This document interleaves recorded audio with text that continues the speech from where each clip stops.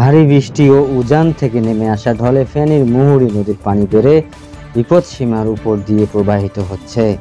নদীর বন্যা নিয়ন্ত্রণ বাঁধ ভেঙে জেলার বেশ কয়েকটি গ্রাম প্লাবিত হয়েছে। এছাড়া বন্যার পানিতে মাছ ধরতে গিয়ে প্রাণ হারিয়েছেন এক যুবক।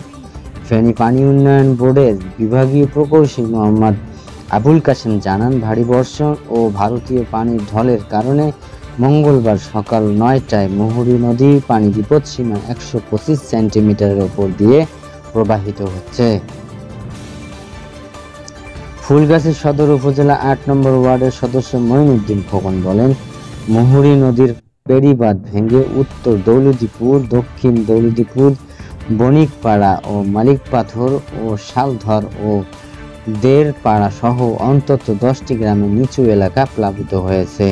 ওইসব স্থানের ঘরবাড়ি পানিতে তলিয়ে গেছে, পানিবন্দী হয়ে পড়েছে শত শত মানুষ।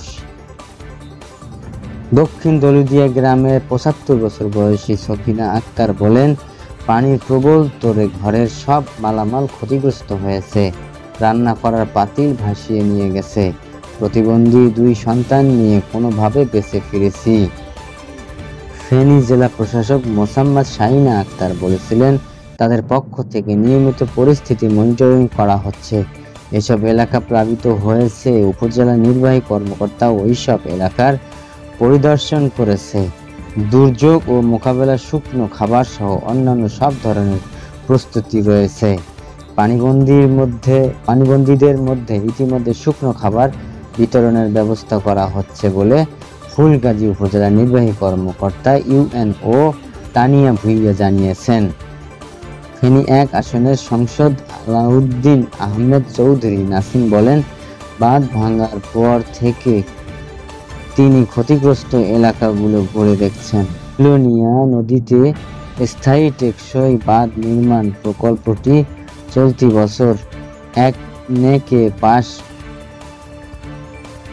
নদীর বাঁধের বিভিন্ন স্থান ভেঙে ফুলগাজী পরশুরাম উপজেলা বিস্তীর্ণ অঞ্চল প্লাবিত হয়, নিঃস্ব হয়ে যায় নদীবর্তী মানুষজন।